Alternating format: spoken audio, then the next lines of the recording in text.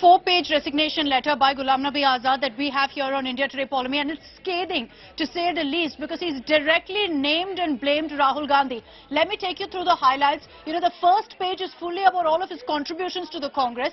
This right here is the most integral part. He says, however, unfortunately, after the entry of Sri Rahul Gandhi into politics, and particularly after January 2013, when he was appointed as Vice President by you, referring to Sonia Gandhi, the entire consultative mechanism which existed earlier was demolished by him. All senior and experienced leaders were sidelined, and a new coterie of inexperienced sycophants started running the affairs of the party. Let me repeat that. After the entry of Rahul Gandhi into politics, after he was appointed as Vice President, the entire consultative mechanism was demolished.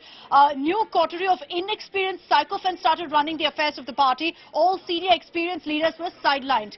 Now, let's take you through some of the points. He's really scathing of Rahul Gandhi here. One of the most glaring examples of this immaturity was the tearing up of a government ordinance in the full glare of the media by Sri Rahul Gandhi. This was, of course, years ago when Manmohan Singh was the Prime Minister. The said ordinance was incubated in the Congress core group. This childish behaviour completely subverted the authority of the Prime Minister and the Government of India. This one single action, more than anything else, contributed significantly to the defeat of the UPA government in 2014. So he's saying, and he's blaming Rahul Gandhi for the 2014 election loss, saying there was childish behaviour for Rahul. And then he gives more and more incidents. You may recall that after you took over as the Congress president, after dethroning Sitaram Kesri, the Congress leadership had met for a brainstorming. There was another such session. I had the privilege of chairing the working group. Regrettably, none of the recommendations were ever properly implemented. He then goes on to talk about how Rahul Gandhi has lost many times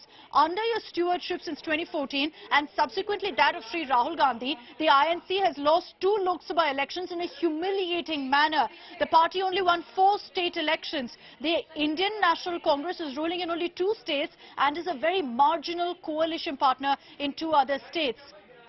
After Rahul Gandhi stepped down in a huff, the kind of words that Ghulam Nabi Azad has used here is unbelievable. After Rahul Gandhi stepped down in a huff, and not before insulting all the senior party functionaries who have given their lives to the party, in a meeting of the Extended Working Committee, you took over as interim president, a position that you've continued to hold.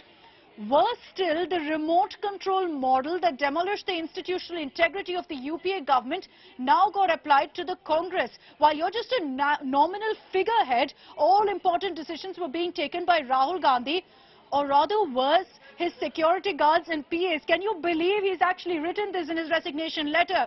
He said the remote control model, you're just a nominal figurehead, referring to Sonia Gandhi. He's calling her a nominal figurehead and says all the important decisions were being taken by Rahul Gandhi, not Rahul Gandhi, but rather worse, according to Ghulam Nabi Azad, his security guard and his PA. And then he goes on, really unbelievable letter this that Ghulam Nabi Azad has wrote.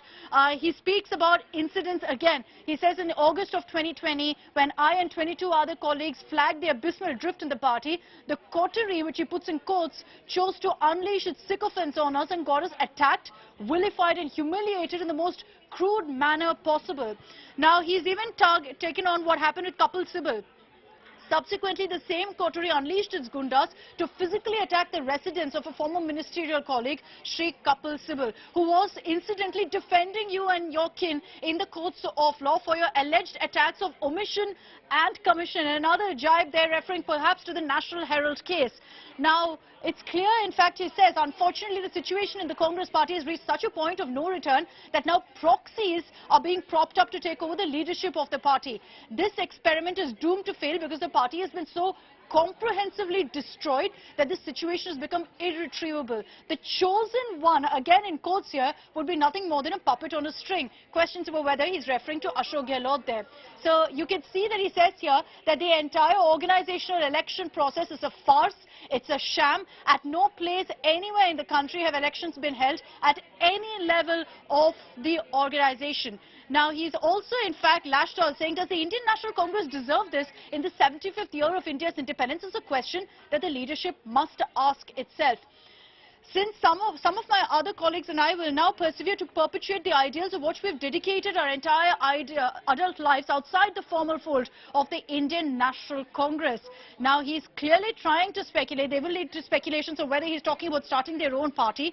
But the last para here, for all the reasons mentioned above, especially that the Congress has lost both the will and the ability under the tutelage of the coterie that runs the AICC to fight for what is right for India. Before starting Bharat Jodo Yatra, the leadership should have undertaken a Congress Jodo exercise across the country. It is therefore with great regret and an extremely leaden heart that I have decided to sever my half-a-century-old association with the Indian National Congress.